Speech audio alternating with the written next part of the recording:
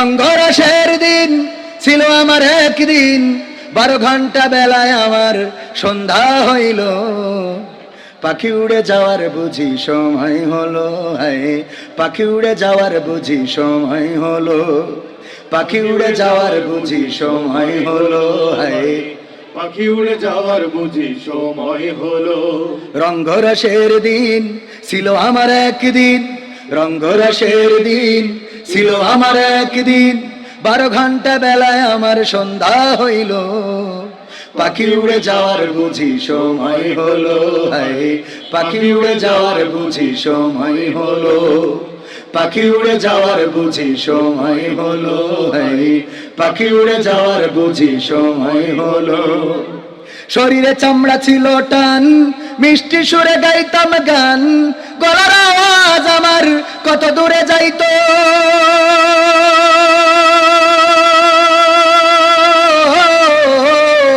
শরীরে চামড়া ছিল টান, মিষ্টি সুরে গাইতাম গান, গলার আওয়াজ আমার কত দূরে যাইতো।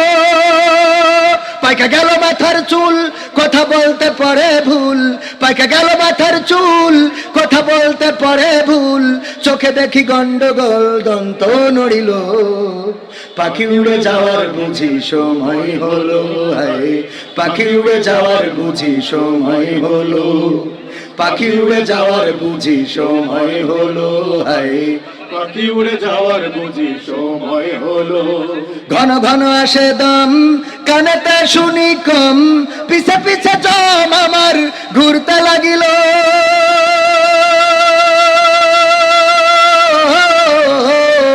ঘন ঘন আসে দম, কানেতে শুনি কম, পিছে পিছে জম আমার ঘুরতে লাগিল।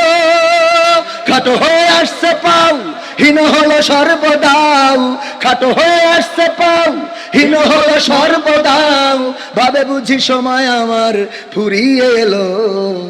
পাখি উড়ে যাওয়ার বুঝি সময় হলো, হায় পাখি উড়ে যাওয়ার বুঝি সময় হলো, পাখি উড়ে যাওয়ার বুঝি সময় হলো, হায় পাখি উড়ে যাওয়ার বুঝি সময় হলো। এত সুন্দর পরিপাটি খাসায় আমার ছিল খাটি, দিনে দিনে খাসায় আমার জং ধরিল। এত সুন্দর পরিপাটি খাসায় আমার ছিল খাটি, দিনে দিনে খাসায় আমার জং ধরিল। পুরাতন খাসাতে পাখি করে শুধু ডাকা ডাকি, পুরাতন খাসাতে পাখি করে শুধু ডাকা ডাকি, একদিন আমায় দিয়া ফাঁকি উড়িয়া যাইব। পাখি উড়ে যাওয়ার বুঝি সময় হলো, হায় পাখি উড়ে যাওয়ার বুঝি সময় হলো, পাখি উড়ে যাওয়ার বুঝি সময় হলো, হায় পাখি উড়ে যাওয়ার বুঝি সময় হলো।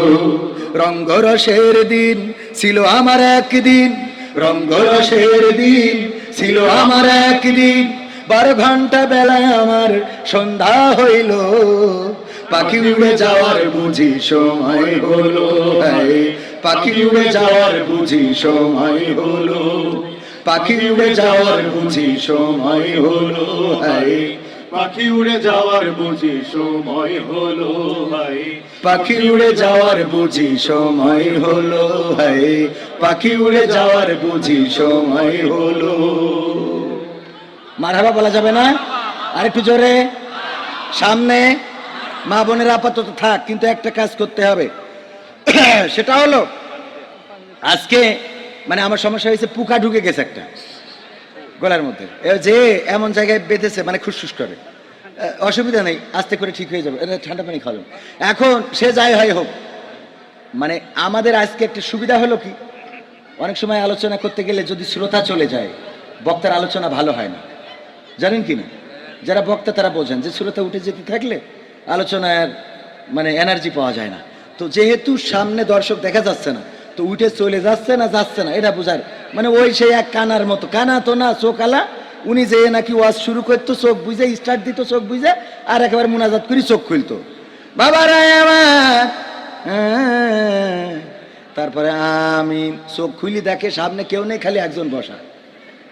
বলছে যাক তাও ভালো, অন্তত আল্লাহ একজনকে কবুল করিছে, ও বলছে যে হুজুর আসলে একজনকে কবুল করে নাই, আমি মাইক হলো, আপনি এখনো মাইক না ছাড়লে আমি বলে থুই হাঁটা দিবেন। তো যাই হোক, মানে এটা হলো চোখ বুজে হজ করার ফল। আমরা যারা সামনে, আপনারা যারা সামনে, এখন দেখতে পাচ্ছি না যে চলে যাচ্ছেন না আসছেন, আছেন না নাই, কোনো কিছু বোঝা যাচ্ছে না। একটু বোঝার জন্যে আপনাদের ফ্ল্যাশ লাইটটা দেখতে চাই। সবাই যে যেখানে আছেন ফ্ল্যাশ লাইটটা অন করেন, আমরা একটু দেখতে চাই তারকার মতো জ্বলতে থাকুক। সবাই মা বোনেরাও, যেহেতু অন্ধকার আপনাদের দেখা যাচ্ছে না, ফ্ল্যাশ লাইটটা অন করে এদিকে ধরেন, আমরা দেখি।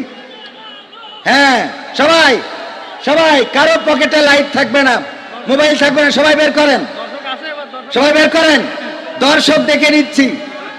লিল্লাহে তাকবীর, আল কোরআনের আলো, আল হাদিসের আলো, আমার নেতা তোমার নেতা, নারায়ে তাকবীর, লিল্লাহি তাকবীর। আলহামদুলিল্লাহ, বুঝলাম অনেক অনেক ভালোবাসার মানুষেরা এখনো এই কুয়াশার মধ্যে খোলা আকাশের নিচে বসে আছেন, আমাকে ভালোবেসে নয়, দিনকে ভালোবেসে, নবী সাল্লাল্লাহু আলাইহি সাল্লামকে ভালোবেসে এবং ইসলামী সংস্কৃতিকে ভালোবেসে, আমার ওস্তাদ রকুনুজ্জামান ভাইকে মহব্বত করে আপনারা বসে আছেন। এটা ভালো লাগছে। যেহেতু রাসূল সাল্লাল্লাহু আলাইহি সাল্লামের উপরে নাতে রাসূল সন্ধ্যা, সুতরাং রাসূলের জীবনীকে আমাদের অনুসরণ করার দরকার আছে না নাই? রাসূলের জীবনে মিথ্যা বলেন নাই, রাসূলের জীবনে কাউকে কষ্ট দেন নাই, কারো জমি ফাঁকি দেন নাই, সুদ খান নাই, কাউকে ঠকান নাই, কাউকে অপমান করেন নাই, অপদস্থ করেন নাই। গোটা জীবনটাই ছিল রাসূল সাল্লাল্লাহু আলাইহি সাল্লামের এত আদর্শের মূর্ত প্রতীক, যেটা অন্যান্য ধর্মাবলম্বীরা মুগ্ধ হয়েছে যে এমন কি একজন মানুষ হতে পারে। বলেন সুবহানাল্লাহ। ওই যে বলছিলাম মা বোনদের, আমার প্রাণপ্রিয় পুরুষেরা রাসূল সাল্লাল্লাহু আলাইহি সাল্লামের আদর্শ থেকে নিবেন। যেভাবে আম্মা আয়েশা রাদিয়াল্লাহু তাআলা আনহার সাথে দৌড় প্রতিযোগিতা করেছেন, প্রথম দিন হেরে গিয়েছেন, হেরে যাওয়ার পরে রাসূল সাল্লাল্লাহু আলাইহি সাল্লাম বললেন ঠিক আছে অসুবিধা নেই।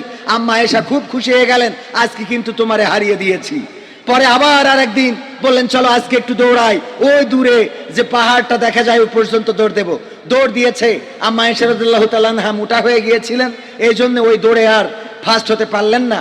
সে যে আমার প্রিয় নবী মুহাম্মদ রাসূল, যার প্রেমে দিয়েছি মন, যার নিয়ে দেখি স্বপন, হৃদয় হয় যে ব্যাকুল, সে যে আমার প্রিয় নবী মুহাম্মদ রাসূল, সে যে আমার প্রিয় নবী মুহাম্মদ রাসূল, যার প্রেমে দিয়েছি মন।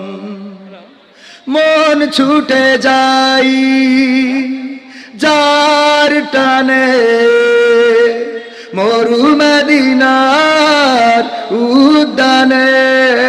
মন ছুটে যাই যার টানে, মরু মদিনার উদ্যানে। সুভাষ ছড়াই বিশ্বব্যাপী, সুভাষ ছড়াই বিশ্বব্যাপী, গন্ধরাজ যে ফুল, সে যে আমার প্রিয় নবী মুহাম্মদ রাসূল, সে যে আমার প্রিয় নবী মুহাম্মদ রাসূল, যার প্রেমে দিয়েছি মন। মন উদাসী মনের দানে, তারেই শুধু কাছে টানে, যার প্রেমেরই আর তো না দে মন যে আমার আমার শুধুই কাঁদে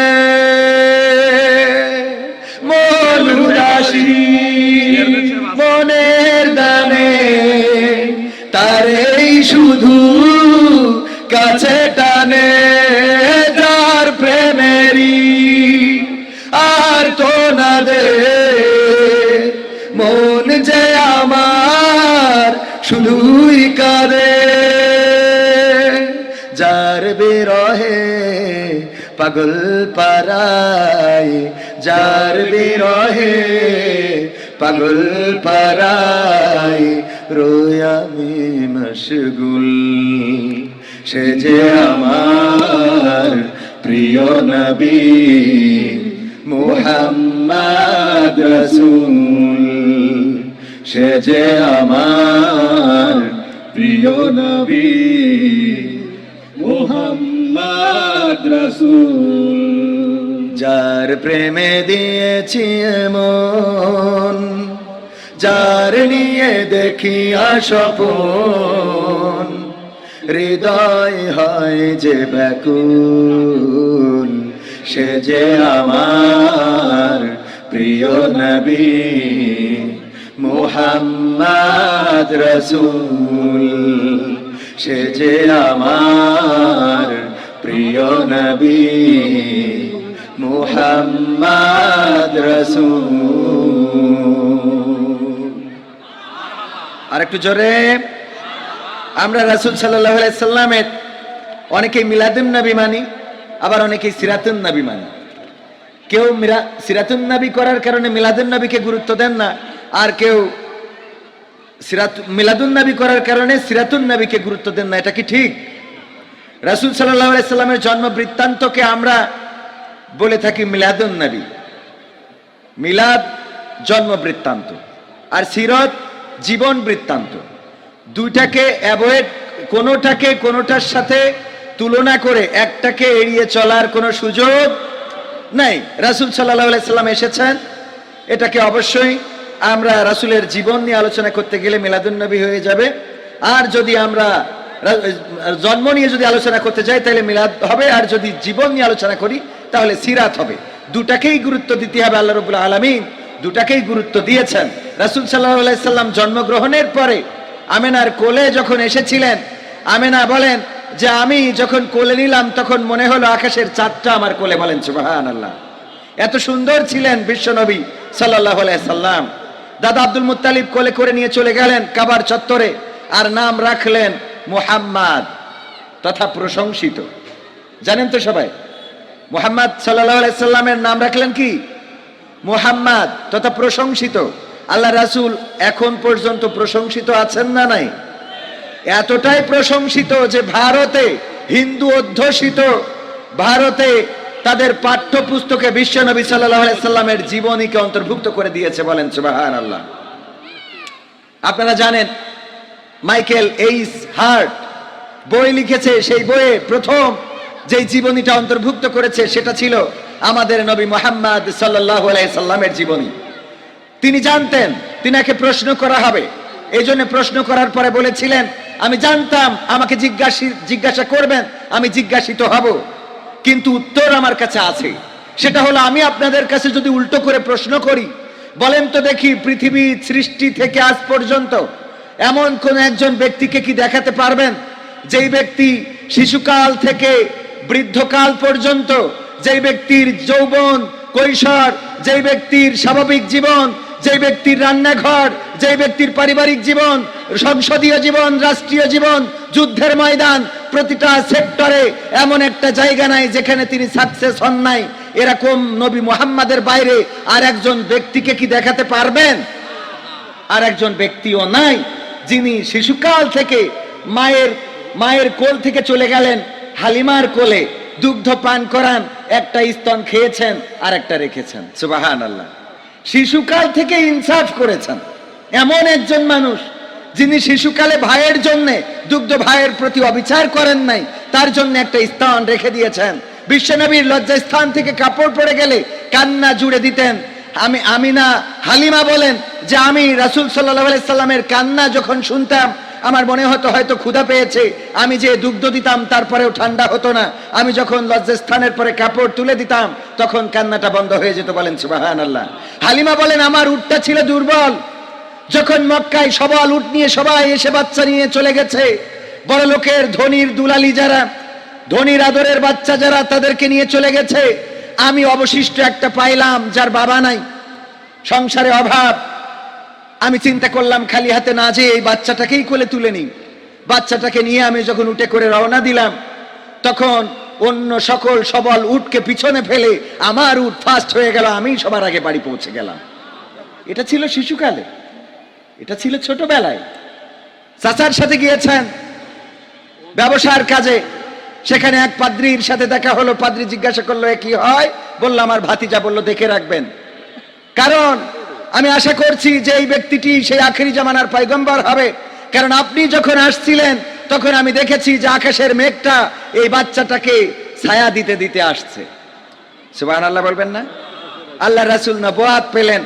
নবুয়াত পাওয়ার পরে মক্কার কাফেরেরা, যাদের কাছে এতদিন ছিল ভালো মানুষ, যাদের কাছে ছিল আলামিন as-সাদিক, সেই কাফেরেরাই আবার রাসূল সাল্লাল্লাহু আলাইহি সাল্লামের বিরুদ্ধে কুৎসা রটনা শুরু করে দিল। তারা বলা শুরু করে দিল এটা পাগল, এটা বুদ্ধিহীন, এটার সাথে জিনের সম্পর্ক আছে, এটার সাথে শয়তানের সম্পর্ক আছে। বলেন নাউজুবিল্লাহ। এখনকার সময় অপপ্রচার আছে না নাই? আছে না নাই? ভালো কাজ যারা করে, আমাদের মুহতারাম ক্ষমা চেয়েছেন, এরপরেও এ ক্ষমা চাওয়া নাকি হয়নি, আবার কি কায়দায় ক্ষমা চাইতে পারলে যান, দেখেছেন কিনা? মানে যে কোনো ভাবে কালার করতেই হবে।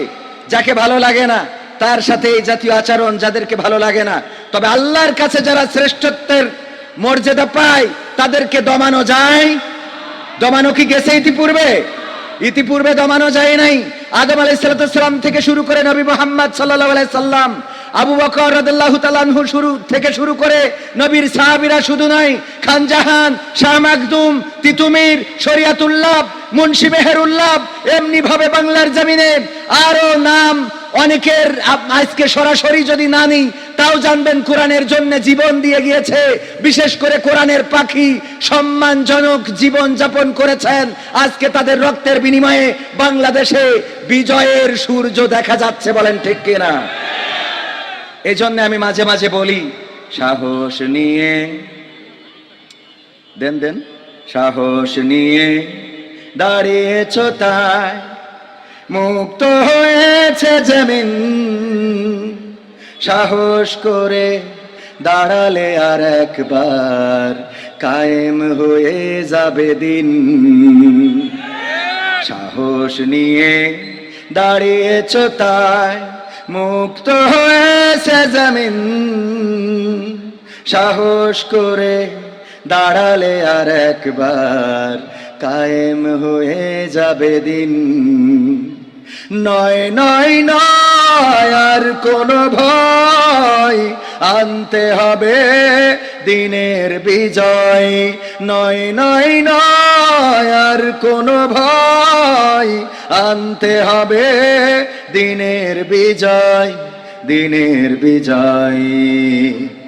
যারা ভেবেছিল ছাড়বে না আর ক্ষমতার ওই মসনদ, দেখেছে তারা রবের পাকড়াও কেমন করে করে নাস্তানাবুদ।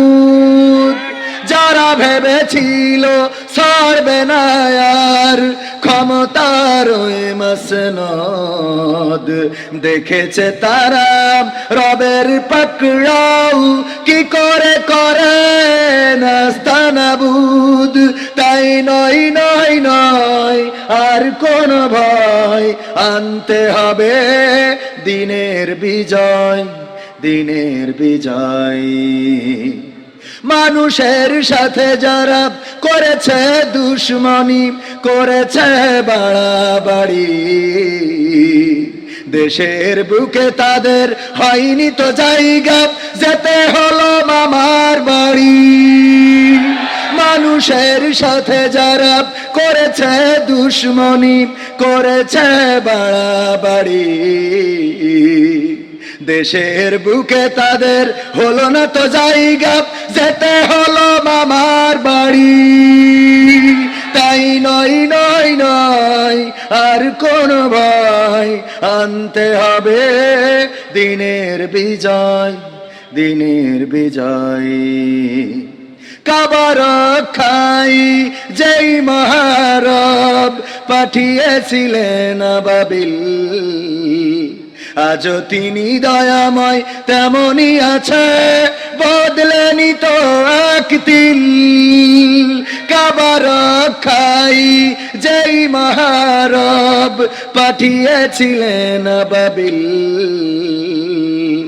আজও তিনি দয়াময় তেমনি আছে, বদলেনি তো এক তিল। তাই নয় নয় নয় আর কোন ভয়, আনতে হবে দিনের বিজয়, দিনের বিজয়। সাহস নিয়ে দাঁড়িয়েছ তাই মুক্ত হয়েছে জমিন, সাহস করে দাঁড়ালে আর একবার কায়েম হয়ে যাবে দিন। হবে না হবে না হবে না হবে না? সাহস নিয়ে যদি দাঁড়াতে পারেন, যেভাবে বাতিল পালিয়েছে সেভাবে নতুন কোন বাতিল আসলে তাদেরও পরাজয় হবে ইনশাআল্লাহ। কারণ কোরআনের বিজয় দিবেন কে? যুগে যুগে সংখ্যাধিক্য দিয়ে বিজয় আসে নাই, সংখ্যা দিয়ে বিজয় আসে নাই। আমাদের চেয়ারম্যান সাহেব আছেন, মাশাআল্লাহ। আমার চেয়ারম্যান সাহেব ইতিপূর্বেও সহযোগিতা করেছেন মাহফিলে, এখনো সরাসরি স্টেজে আছেন। আল্লাহ রাব্বুল আলামিন ওনাকে হায়াতে তাইয়্যিবা নসিব করে দিন, বলেন আমিন। সুতরাং আমাদেরকে সাহস নিয়ে দাঁড়াতে হবে, রাসূল সাল্লাল্লাহু আলাইহি সাল্লামের জীবনকে ধারণ করতে হবে, রাসূল সাল্লাল্লাহু আলাইহি সাল্লামের জন্য নিবেদিত প্রাণ হতে হবে। আমাদের মা বোনদের জন্যও রাসূল সাল্লাল্লাহু আলাইহি সাল্লামের আদর্শের মধ্যে শিক্ষা আছে না নাই? রাসূল সাল্লাল্লাহু আলাইহি সাল্লাম শিখিয়েছেন কেমন করে চলতে হবে, কেমন করে বলতে হবে। নারীদেরকে শিক্ষা দিয়েছেন, স্ত্রীদেরকে শিক্ষা দিয়েছেন। আমাদের পুরুষরা রাসূল সাল্লাল্লাহু আলাইহি সাল্লামের আদর্শকে যদি ধারণ করত, তাহলে পরকীয়ার সংখ্যা কমে যেত। যেত না? যেত না? কারণ কি? পরকীয়া করে কিসের জন্য? স্বামী থেকে ভালো ডেলিভারি পায় না, তাই। মানে কি ডেলিভারি? এটা তো আগের তে হাসলি তো আর হচ্ছে না। মাঝে মাঝে গদ খালি যাইতে চায়, বউয়েরা চায় না, মানে নারীরা চায় না, চায় না একটু গদ খালি যাবে, ওই যে ফুল আছে মাথার পরে দেবে, মোটর সাইকেলে একটু ফুরফুরি বাতাসে ঘুরে বেড়াবে। এনা আপনাদের তো বিয়ে করাবো, ওইটা তো নিতে মন চায় না, মনে হয় বান্ধবীরে নিয়ে যাবো, ঠিক না বে ঠিক? তো এই জন্যে উনারাও দেখে আমরাও বন্ধুর সাথে তাহলে একটু মেরিয়ে আসি। রাসূল সাল্লাল্লাহু আলাইহি সাল্লাম স্ত্রীদেরকে সাথে নিতেন, শুধু সাথে নিতেন না, চাঁদনি রাতে রাসূল সাল্লাল্লাহু আলাইহি সাল্লাম আম্মা আয়েশা রাদিয়াল্লাহু তাআলা আনহাকে বললেন, চলো তো একটু দৌড় প্রতিযোগিতা করি, দেখা যাক কে জেতে কে হারে। এখন তো রাস্তায় দৌড়ানোর কায়দা নাই, মানুষজনও বেশি, পথঘাটে লাইটিং মাইটিং নানান সমস্যা, মরুভূমির মতো তো আর ফাঁকা পাবেন না। এজন্য র্যাকেট খেলতে পারেন, শীতকাল আসছে, এক পাশে স্ত্রী এক পাশে, তবে বাড়িটা অবশ্যই যেন এরকম হয় যে মোটামুটি। আমরা এখন শয়তানেরও তো অভাব নেই, শয়তানরা ওই যে মেয়েরা যেখানে কাপড় ড্রেস চেঞ্জ করে পরে ওইনেও ক্যামেরা লাগায় রাখে। কি যে এক জামানা পড়েছে, এজন্য যে একটু র্যাকেট খেলবে, এর জন্য ভালো ইনডোর থাকলে ভালো হয়। যদি ভালো পর্দা পুশিদা আকিদা থাকে, পাসির দিয়া খুব ভালো, সেখানে শীতকালে স্বামী স্ত্রী র্যাকেট খেলতে পারে। এটা দরকার, রাসূলের সুন্নাহ। এটা কি? রাসূলের সুন্নাহ। দৌড় প্রতিযোগিতা রাসূলের সুন্নাহ। সরাসরি আমরা সুন্নাহ মনে করি, খাওয়ার শেষে মিষ্টি খাবো, দাড়ি রাখবো লম্বা করে, জুব্বা পরবো, টুপি মাথায় দেবো, আমার মসজিদের তাসবিহ পরবো, এইগুলো সুন্নাহ। এগুলো শুধু সুন্নাহ? দাড়িতে সুন্নাহ, টুপিতে সুন্নাহ, পোশাকেও সুন্নাহ আছে, পাথরের আঘাত খাওয়া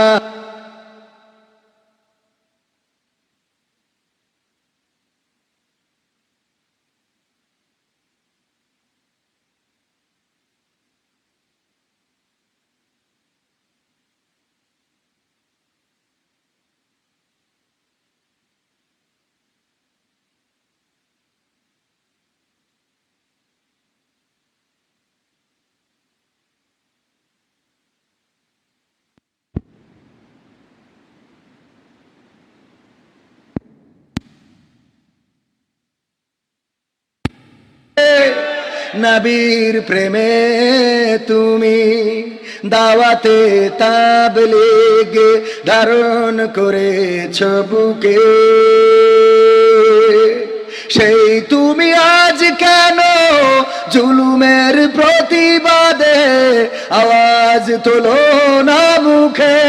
মেসওয়াক করো তুমি রোজ প্রতিদিন, মেসওয়াক করো তুমি রোজ প্রতিদিন, সেখানেও সুন্নাহ আছে।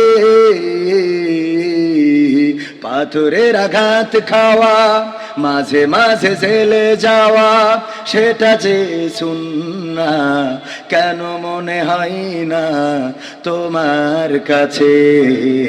কেন মনে হয় না তোমার কাছে? মিলাদুন নবীতে বড় সোচ্চার তুমি, নাকি দেখানো লোক? সেই তুমি জানলে না আমার রাসূল ছিলেন সফল রাষ্ট্রনায়ক। মিলাদুন নবীতে বড় সোচ্চার তুমি, নাকি দেখানো লোক?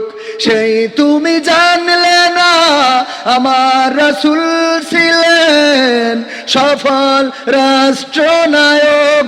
উহুদের ময়দানে দাঁত ভাঙা ঘটনা, উহুদের ময়দানে দাঁত ভাঙা ঘটনা তোমার কিতাবে কি আছে? পাথরের আঘাত খাওয়া, মাঝে মাঝে জেলে যাওয়া, সেটা যে সুন্নাহ কেন মনে হয় না তোমার কাছে? কেন? আল্লাহু আকবার বলবেন না?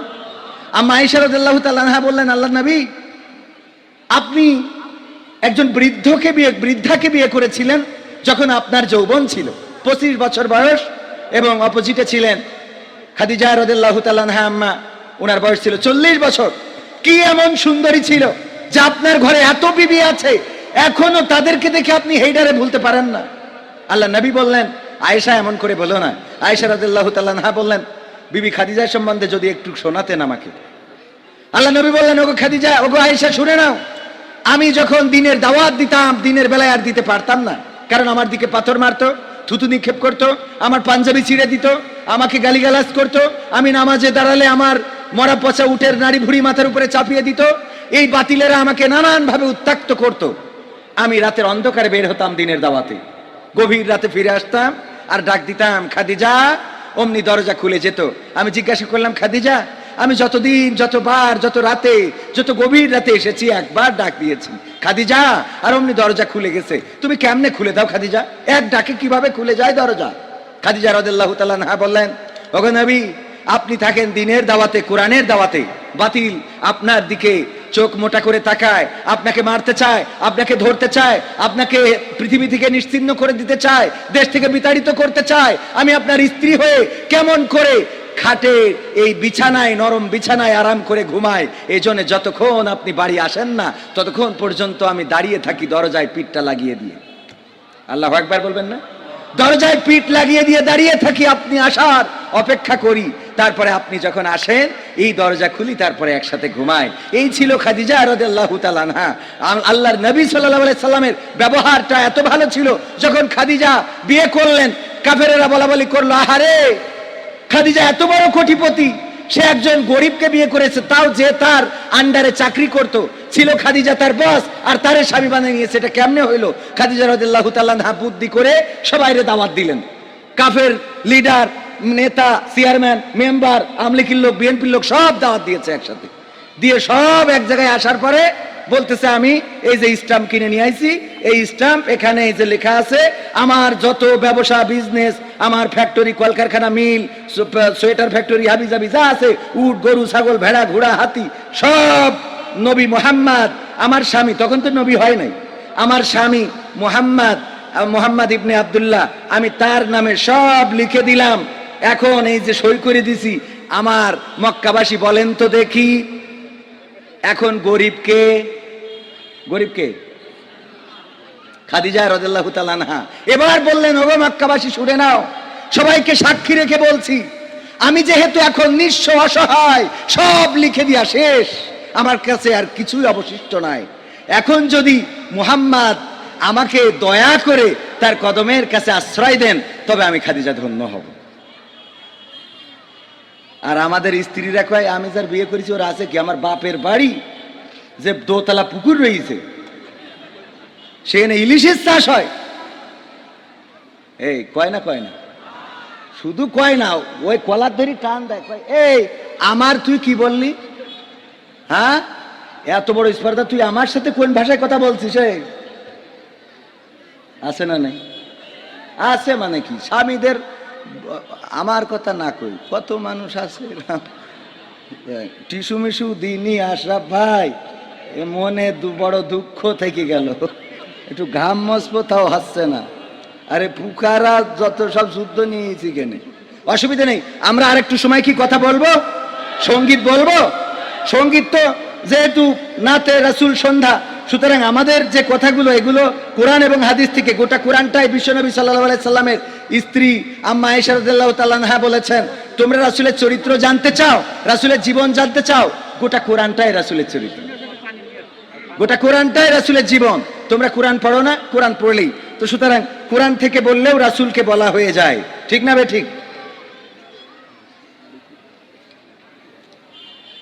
আমি স্বপ্ন দেখি 56,000 বর্গ মাইল ঘিরে, আমি স্বপ্ন দেখি 71-এর মিছিল এসেছে ফিরে, আমি স্বপ্ন দেখি বাংলাদেশ পেয়েছে স্বাধীনতা, আমি স্বপ্ন দেখি নিভৃতে আজ কাঁদে না মানবতা, আমি স্বপ্ন দেখি মানুষে মানুষে ভুলেছে ভেদাভেদ, আমি স্বপ্ন দেখি সবার গায়ে পাঞ্জাবি সফেদ, আমি স্বপ্ন দেখি আজান হলে মসজিদে যাই ছুটে, আমি স্বপ্ন দেখি খোদার রহমানিছে সবাই লুটে, আমি স্বপ্ন দেখি ঘরে ঘরে সবাই আল কোরআন পড়ে, আমি স্বপ্ন দেখি সকাল হলে কোরআন বুকে নিয়ে, আমি স্বপ্ন দেখি মক্তব ভরে কোমল শিশুরা দিয়ে, আমি স্বপ্ন দেখি ঘরে ঘরে সবাই আল কোরআন পড়ে, আমি স্বপ্ন দেখি কোরআন দিয়ে সবাই জীবন গড়ে।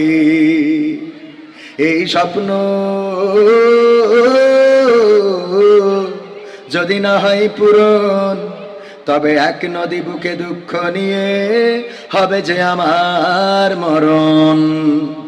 আমি স্বপ্ন দেখি, আমি স্বপ্ন দেখি, আমি স্বপ্ন দেখি, আমি স্বপ্ন দেখি, আমি স্বপ্ন দেখি পর্দা করে চলে কিশোরী নারী, আমি স্বপ্ন দেখি রূপ নিয়ে কেউ করে না বাহাদুরি, আমি স্বপ্ন দেখি এফডিসি আজ পাল্টে গেছে ঝড়ে, আমি স্বপ্ন দেখি সেখান থেকেই ইসলামী ছবি গড়ে, আমি স্বপ্ন দেখি টিভির পর্দায় আলেমের ছবি ভাসে, আমি স্বপ্ন দেখি প্রতিটা মানুষ ন্যায়ের পথেই আসে, আমি স্বপ্ন দেখি অশ্লীলতা হয়েছে দেশে বন্ধ, আমি স্বপ্ন দেখি নেই তো মানুষ বাবা বধিরার অন্ধ, আমি স্বপ্ন দেখি মরে না মানুষ কোথাও অপঘাতে, আমি স্বপ্ন দেখি ক্ষুদিত শিশু কাঁদে না ফুটপথে, আমি স্বপ্ন দেখি ব্যথা বুকে চেপে কাঁদে না কেউ তো দুঃখে, আমি স্বপ্ন দেখি প্রতিটা মানুষ আছে যে সবাই সুখী। এই স্বপ্ন যদি না হয় পূরণ, তবে এক সাগর বুকে দুঃখ নিয়ে হবে যে আমার মরণ।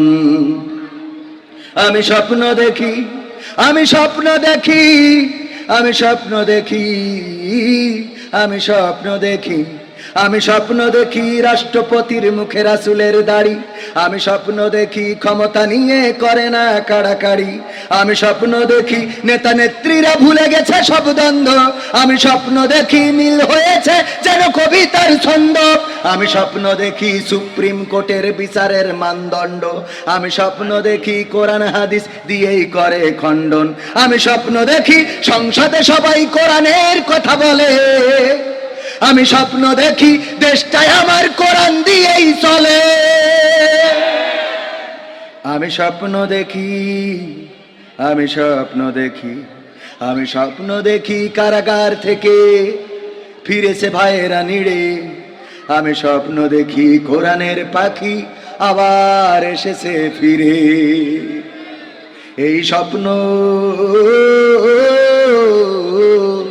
যদি না হয় পূরণ, তবে এক পাহাড় বুকে দুঃখ নিয়ে হবে যাওয়ার মরণ। এই স্বপ্ন পূরণ হোক, এটা কি চান? এটা কি চান? এটা কি শুধু আমার স্বপ্ন না আপনাদেরও? এটা গোটা বাংলাদেশের তাওহিদি জনতার স্বপ্ন, বলেন ঠিক কিনা? শুধু একটা সুযোগের অপেক্ষায় রয়েছে। আর যারা এখনো সুযোগটা বোঝে নাই, যারা এখনো বুঝতে পারে নাই, তাদেরকে বলে দিতে চায়, সব দলেরই দেখা হলো, সব দলেরই দেখা হলো কেমন করে চালায় দেশ। আগামীতে চাই যে দেখতে দাড়ি টুপির বাংলাদেশ। চান আপনারা? আমি এটা বলছি তাদের জন্য যারা এখনো বুঝে উঠতে পারেন নাই যে কি করবেন। সব দলেরই দেখা হলো, সব দলেরই দেখা হলো কেমন করে চালায় দেশ। আগামীতে চাই যে দেখতে দাড়ি টুপির বাংলাদেশ। আগামীতে চাই যে দেখতে আল কোরআনের বাংলাদেশ। আগামীতে চাই যে দেখতে দাড়ি টুপির বাংলাদেশ। আগামীতে চাই যে দেখতে আল কোরআনের বাংলাদেশ। এমন নেতা চাই যে দেশে দুঃখ সবার বোঝে, গরিব দুঃখীর বাড়ি বাড়ি দুঃখ কষ্ট খোঁজে রে, দুঃখ কষ্ট খোঁজে।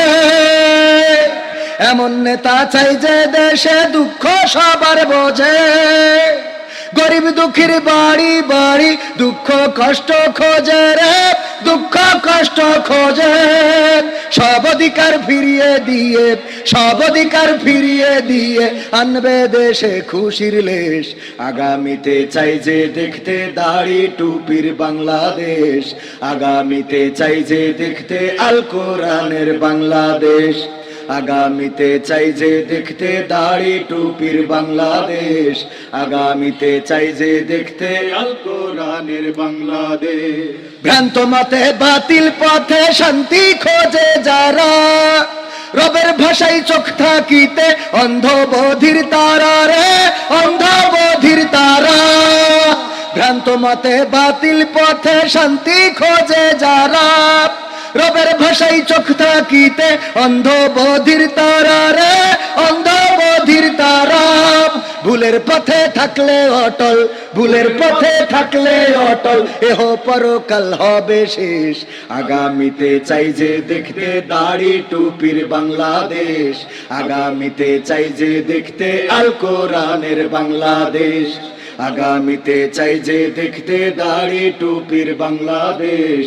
আগামীতে চাই যে দেখতে আল কোরআনের বাংলাদেশ। দুর্নীতি আর চাঁদাবাজি ভাই চলবে না এই দেশে, রুখে দিতে হবে তাদের আসলে ফ্যাসিস্ট বেশে রে, আসলে ফ্যাসিস্ট বেশে। দুর্নীতি আর চাঁদাবাজি ভাই চলবে না এই দেশে, রুখে দিতে হবে তাদের আসলে ফ্যাসিস্ট বেশে রে, আসলে ফ্যাসিস্ট বেশে। চললে আইন আল কোরআনের, চললে আইন আল কোরআনের, তবেই দেশটা চলবে বেশ। আগামীতে চাই যে দেখতে দাড়ি টুপির বাংলাদেশ। আগামীতে চাই যে দেখতে আল কোরআনের বাংলাদেশ। আগামীতে চাই যে দেখতে দাড়ি টুপির বাংলাদেশ। আগামীতে চাই যে দেখতে আল